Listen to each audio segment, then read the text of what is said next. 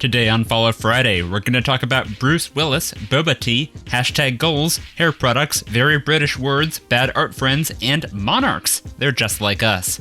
That's in a minute with Dana Schwartz from Noble Blood. But first, today's show is brought to you by The Edit from Timber.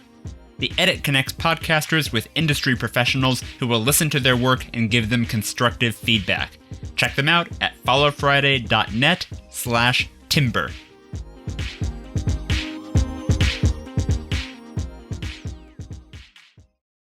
Today is a good day to meet some new friends. Hey. Everyone make a way. The show is a buffet of folks you should know. So let's have a soiree. Well, that's enough for play. So now right away, with no further delay, it's Follow Friday. It's Follow Friday. It's Follow Friday. It's Follow Friday. I'm Eric Johnson. Welcome to Follow Friday, the podcast about who you should follow online. Every week, I talk to a creative person about who they follow and why. This is a guided tour to the best people on the internet, led by your favorite writers, podcasters, comedians, and more. If this is your first episode of the show, please take a moment now and follow or subscribe in your podcast app. It's free, and you'll get fresh interviews with your favorite creators every week. Today on the show is Dana Schwartz, the host of the podcast Noble Blood, where she tells the true stories of some of history's most fascinating royals. She's also the author of a memoir called Choose Your Own Disaster, a humor book called The White Man's Guide to the White Male Raiders of the Western Canon, and an upcoming novel called Anatomy, a Love Story. You can find Dana on Twitter and Instagram at Dana Schwartz with 3 Z's. Dana, welcome to Follow Friday. Thank you so much for having me. What a pleasure. It's so nice to meet you. I've followed your work for a long time, big fan of Noble Blood, and I'm also a fan of a new podcast that you've just launched called Haleywood. I was listening to the first episode yesterday. This is a fascinating story that I have never heard of. Could you explain for people what that show's about? Yeah, I also had never heard of it until this podcast.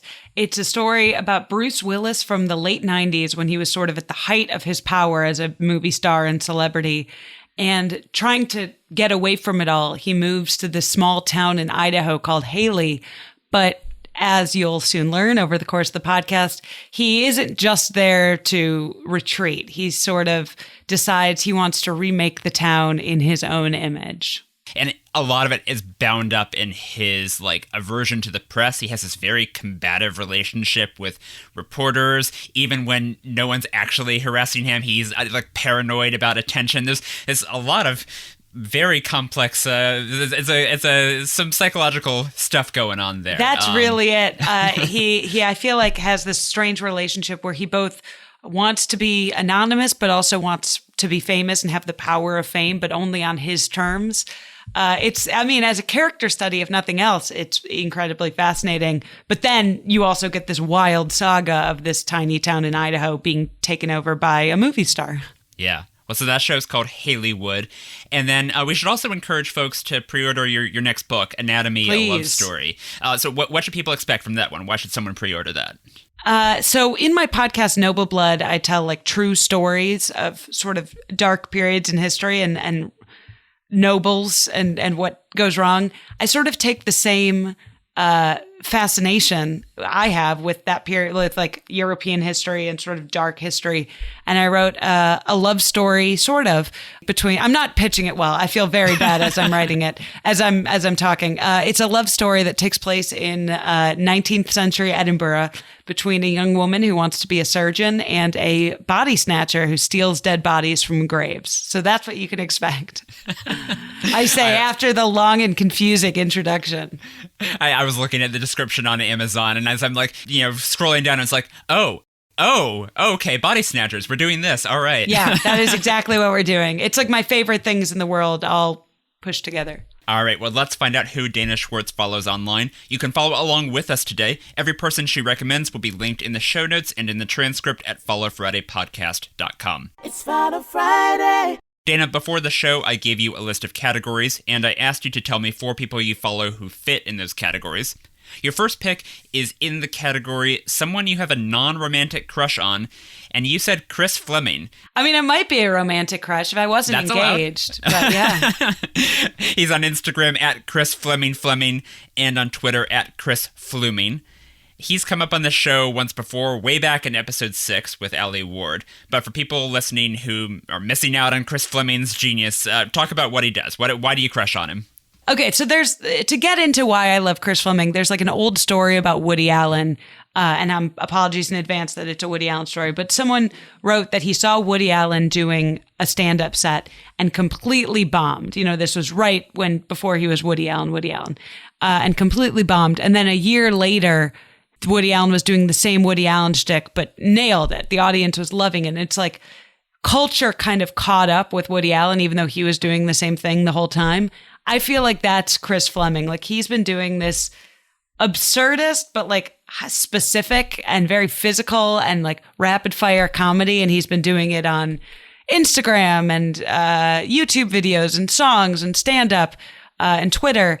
And it's so funny and so singular. And I kind of feel like now culture is catching up with him a little bit. And that's how I feel. I just think he's like an amazing talent in so many respects. Like I'm just in awe of him, and everything he makes is so unexpected and hilarious. Yeah, that's a really incisive point, because his, I think, big break or modest break was a YouTube series that was kind of this absurdist series called Gale, I think. Yeah. And it's very much the TikTok sensibility. It's the TikTok sketch humor sensibility, exactly what you see all over the internet now. Like I've seen TikToks that are like imitating what Chris Fleming did 6 years ago, whether they know it or not. Like that rapid fire, like character sketch, quick cutting. Yeah, I think he's a genius. So how did you first start watching his videos? Do you remember, was there a specific video you saw or a specific way you started following him? Oh God, I don't remember. I feel like I liked his songs on YouTube. He has like very specific, weird, amelodic songs. And then I followed him, on Twitter and Instagram, and have just watched everything he's done since. And during the quarantine, he did like a great stand-up show inside, like streaming, that I thought was very smart and funny. And like, I will, in a non-platonic crush way, follow him to the ends of the earth. What about that style of comedy? This absurd, high energy, where he's singing and he's dancing and he's kind of prancing around in these very, very well-fitted onesies. Yeah, that's exactly it. Is that style of comedy something you seek out generally? Do you find that that's something that runs through kind of your comedy taste generally, or is he kind of this singular presence? I think he is the singular presence for me because it's his specificity that really tickles me more than like the absurdity of like his movement or, onesies. It's like he has this video just about how much he loves boba tea and how he needs to drink boba tea every day, and just the specificity and commitment to the premise, I think, is wildly funny. And then he just throws like very specific references in lines where you wouldn't necessarily hear them. Like, I just think the rhythm of his comedy is very good. When you talk to me in the morning, I talk like the owner of a wolf sanctuary. But after boba, I talk like the owner of a boutique children's clothing store. My friend Matt said, isn't boba more of a treat than an everyday thing? And now Matt's number is no longer saved in my phone. This is my boba manifesto. He also has a great song / stand-up act where he talks about a woman who files his taxes named Sick Jan, who just always has a minor cold, and she's very theatrical about it. And just the way he describes her being theatrical with her sneezes and coughs it tickles me every single time. He also is like, again, he drops these references that are very smart. I think like his like glittery onesies belie how smart his actual act is. Like he's talking about going to jail for tax fraud with Sick Jan. He's like, Whitey Bulger's last Airbnb is how he describes jail, which is just perfect, and no one else would do it. I think also like I'm a former theater kid and he has big theater kid energy. And so that also I find very funny. Yeah, this is something that came up on Ali Ward's episode. She was talking about a video of his where he's breaking down the movie version of Grease. Like he's breaking down, it's the last song, the You're the One That I Want song. And he's breaking down like John Travolta having a mental break. Like he freeze frames it and is advancing, like showing just the crazy look in his eyes. And it's fully disassociating. Yeah, and it's just like, you can enjoy that movie and have never really noticed just how weird that performance is. But he clearly celebrates and has watched that movie probably a lot to come to this very impassioned argument to be made about it. So yeah, and he also has one in that same, I think, stand-up special where he jokes about how at the end of Benny and the Jets, it feels like Elton John is being held at the piano by a benevolent force, forcing him to keep going, because that outro is incredibly long. And I feel like I have played Chris Fleming bits for like people I've been dating or like friends of mine. And if they just are like, okay, I just don't see it, it reflects to me poorly on them as people. Yep. And I think that's fair. You just got to cut ties. Yeah. Yeah. It's a sign. That was Chris Fleming, who is on Instagram at Chris Fleming. It's Final Friday. Dana, let's move on to your next follow. I asked you for someone you're jealous of, and you said Victoria Aveyard, who is on Instagram at Victoria Aveyard, and her last name is spelled like graveyard without the GR, Aveyard. You and Victoria are both authors. Her first book was a big hit novel called The Red Queen. Is that specifically what you're jealous of, or is it something else she does? It's actually like, I mean, great that she has an amazingly successful book. Like, yes, I desperately want that. She has this like very soothing TikTok presence. Oh, interesting. I don't know if you're on TikTok. I only like on my computer. I don't actually have it on my phone because I'm worried about getting addicted. I mean, that's very smart. It's very addicting. But she just like, I like the way she decorates her house. Her house always looks really neat and clean. And like, she has a dog and her fiance. Like, this sounds creepy as I'm saying it, but it's like on TikTok, you do feel like you get to know these people. I've never met her in my life. We're not friends. I want to make that very clear. I'm not stalking her. I have no relationship to this person, but she's an author. I'm an author. My life is just like a full mess. Like my house is like covered in clothes and garbage and unrecycled boxes. And just her life looks very like a Nancy Meyers movie. Yep. That I can see via TikTok with like her golden retriever and her like cashmere cardigans. And I'm like, I just want your life. How do I get it? I was looking at her Instagram and I got the same vibe. I was just like, wow, this is a goals aesthetic right here. Yeah, this just like I think that's it. Like we're ostensibly in the same field, but her life just looks, and we like live, I mean, I'm in LA. I assume from her Instagram and TikTok, she's also in California somewhere, but like her life just looks so curated and beautiful. And I'm like, I know social media is not real, but like her house is real. That's a nice house. The golden retriever's real. Her hair and skin gleaming always. Yep. Great. It makes me think of that. Did you ever see that? It was a New Yorker cover where it's the woman on a Zoom call and she's like, you just got makeup on. And the top is like the perfectly, ironed, business top. And then everything around her is just a shambles. That's basically it. I mean, like that's, if you think I look put together right now, that's what my life is like. But her life looks really put together. And so I follow her on like TikTok and Instagram just to, one, make me feel worse about myself, but also as like inspirational goals. So outside of the aesthetic inspirational goals, is there anything that you have, learned from following her, or something that you've gotten out of not stalking her, but sort of half stalking her? Is there anything that has influenced you, that has, caused you to make any sort of change either in your own work or your own life, things like that? I feel like now this is like silly, but like her hair always looks great. And I'm like, I want my hair to look that good. I've started like blow drying my hair more and like using like I've bought all these like expensive oils and skincare stuff that just somehow like I never end up using because I aspirationally purchase it and think it's going to make me feel organized. And I feel like looking at her good hair and clear skin, it's like motivated me to want to do better. Yeah. So as I mentioned, Victoria's first novel was called The Red Queen. We talked about your novel coming out. What have you, I mean, maybe you haven't had time because you've been working on, actually writing a book, but have you been reading anything recently? Any fantasy or sci-fi that you really loved? I don't really read a ton of fantasy sci-fi, but I'm reading right now Jonathan Franzen's new book, Crossroads, and it's great. I mean, like, every time I read a Jonathan Franzen book, I'm like, oh, this will be the one that reminds me that he's overrated, and I'll get to, like, have my cool take that, like, oh, actually, he's bad. But, like, no, he's, like, a great writer. He writes really compelling characters, and I'm really enjoying it. Yeah.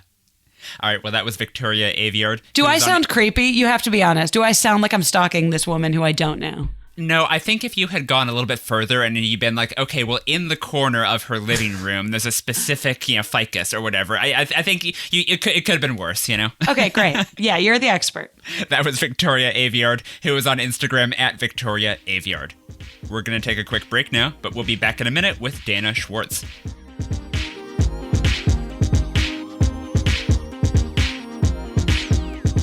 Today's show is brought to you by The Edit from Timber. If you have a podcast, you're probably proud of what you've made, and that is great, you should be. But that doesn't mean that you can't make it better with a little constructive feedback, and that's exactly what The Edit from Timber can give you. For only $20 a month, you'll be connected with industry professionals like Sky Pillsbury, Jenna Spinell, Shruti Ravindran, and me, Eric Johnson, and we'll give you reasons to be even prouder of what you're making. Sign up today at followfriday.net/timber. That's followfriday.net/TIMBER.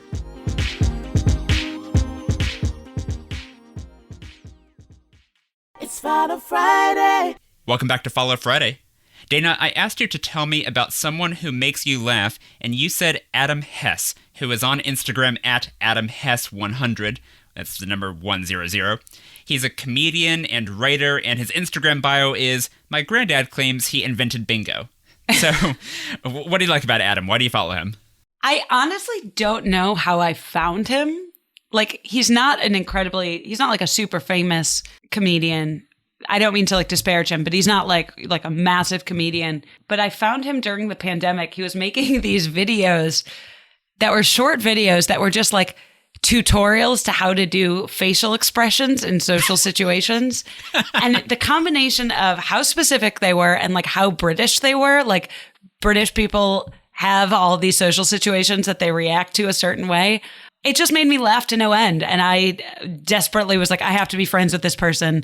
I'm not, like, I, again, don't know him, but I have watched every one of his videos. And if he ever comes to the United States, or Adam, if you're listening to this, come hang out in LA sometime. I haven't seen the facial expression videos, but I did also really like, he has a series of posts he's doing on Instagram where he's inventing new words and then providing dictionary definitions for those words. And they're very British. So British.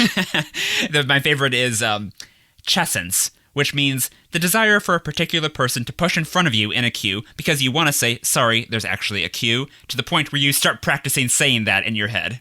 Yeah, that's like so British and so perfect. And like, he's like the platonic ideal of like the quirky British boyfriend I've always wanted. We won't tell your fiance. No one needs to know. No, it's an idea. Again, it's like a platonic projection. He also he does like very self-deprecating characters that I think are funny. And I just think so much of like internet comedy, that sounds gross, but like so much of internet comedy has just been like becomes reinforced and flattened and just sort of like everyone's imitating each other and doing the same thing. And I feel like Adam Hess is like very singular with what he's doing. And like it doesn't feel like he's imitating anyone, and it doesn't feel like he's an imitation of an imitation. Yeah.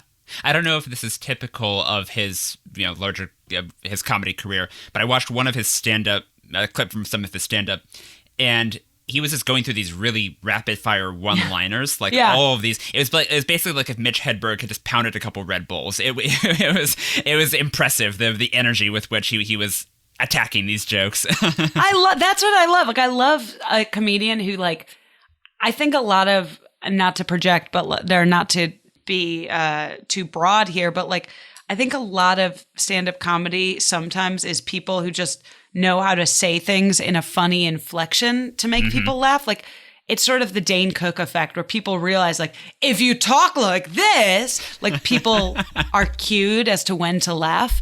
And that sometimes leads to like people not really making jokes. And so I really just love someone like actively making jokes.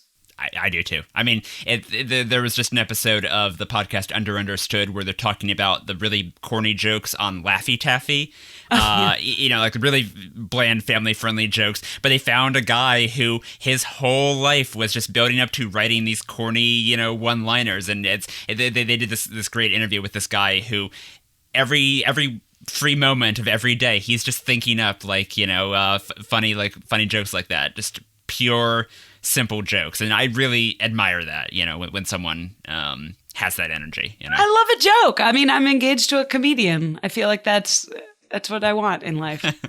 Well, so one thing before we move on to your next follow, which is that this is the first time this has ever happened on this show.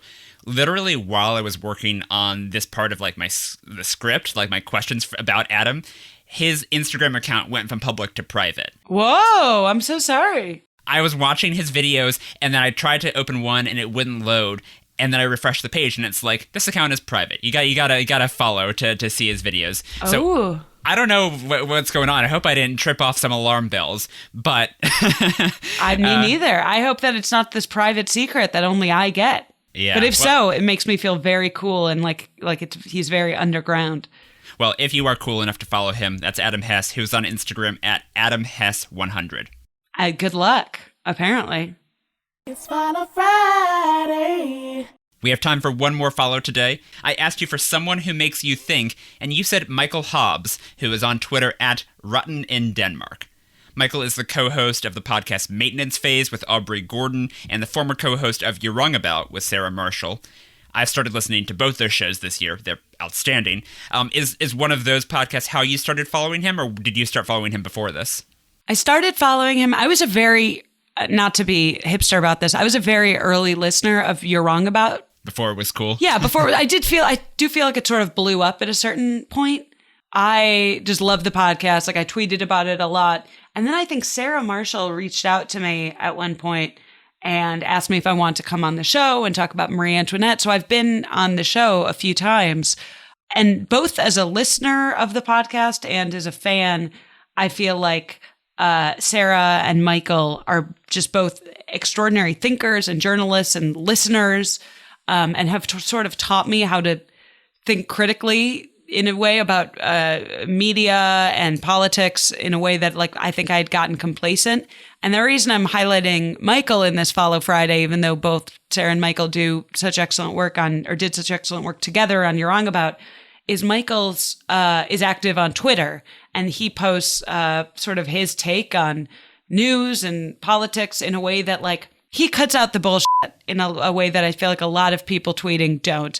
And I really respect and respond to that. And so I feel like if you are interested in politics in any way, or social justice or progress or liberalism, like it's just good to follow him just to get a smart perspective. I feel like he's always the smartest perspective on my timeline. Yeah, absolutely.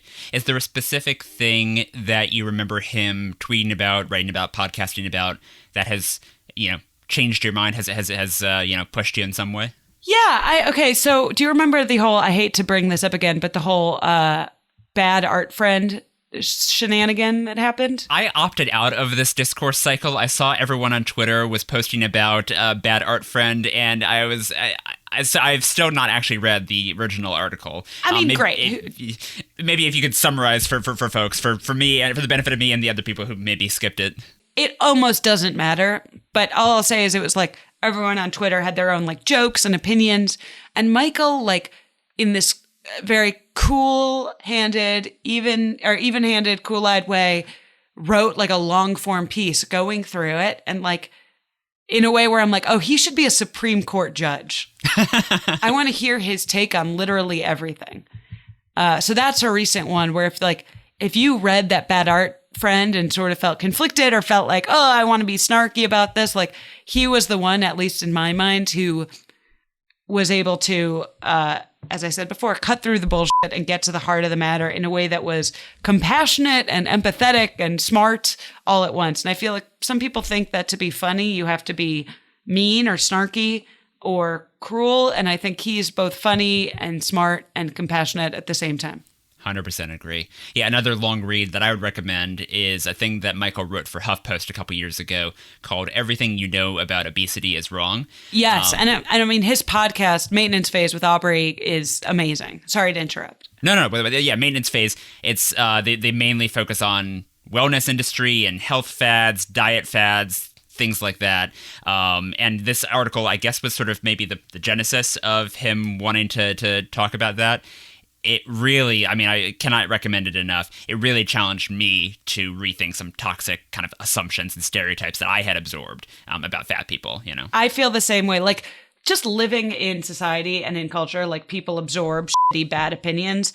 And I feel like Michael and Sarah and Aubrey, like, all together, like, their goal is like, okay, society has given us that, but it's now your role to be able to think critically and reevaluate and move forward as a better person. And that, like, social responsibility really speaks to me. Yeah. That feels gross. Really speaks to me. I mean, like, makes me want to try harder. Yes, absolutely. And I mean, this is something, there's a bit of overlap with Noble Blood here, because a lot of the folks that you're covering on that show, they're famous folks, famous royals whose reputations have been very much distorted by political rivals or just by sexist historians or by God knows what. Like, can you talk a bit about, like, why you decided to go that route with Noble Blood? Like, what is it, I guess, about clearing up these historical, you know, misconceptions or stereotypes or things like that? Why does that interest you? I feel like royals have, especially in popular culture, become more symbols than people. And I think people have this tendency to view people who lived, you know, a few hundred years ago as, like, strange, different animals. Like, they're not even human anymore. Like their motivations are completely foreign to us. And I find it very interesting to sort of cut through the symbolism of what this person represents and try to get at the heart of, like, who were they as an individual? What were the choices they felt? What must this have felt like for them? And retell the stories that we maybe know or don't know, but through that lens. Yeah. And I guess there's some applicability to non-historical figures as well, like present day figures. You know, you can maybe start to see, you know, modern day politicians in a different way, or just anyone in a different light, not through the way they've been filtered through media or what have you. It's so interesting. Like, I feel like a few people have accused me, like, in, like, people giving me mean reviews on they're like, we shouldn't have a monarchy. Like, why are you a monarchist? And I'm like, if you listen to my podcast and think that I think the best system of government is a random person being in charge, like, that is absolutely not what I think the government should be. I just think it's the whole point of Noble Blood is me pointing out that, like, these royals are just normal people. And, like, I think they're interesting people because they've been given unchecked power often throughout history. But for the record, I don't think that that's the best system of government.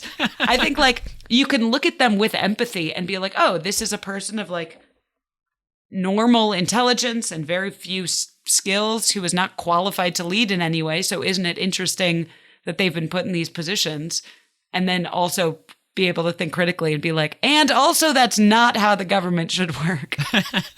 There's some weird thing with, like, internet media and fandom culture, and I don't know, there's some weird layers where it's like, if you are dedicating a significant chunk of your life to a podcast about something or a blog about something, a YouTube channel about something, some people assume that you are endorsing that thing. Like, there's this weird space where criticism of a thing, where the nuances of criticism gets lost online. I'm not articulating it very well, but you know what I mean. No, I totally get it. I mean, I feel like the thesis that I'm working for through Noble Blood every episode is like, oh, these people who are royals were just people.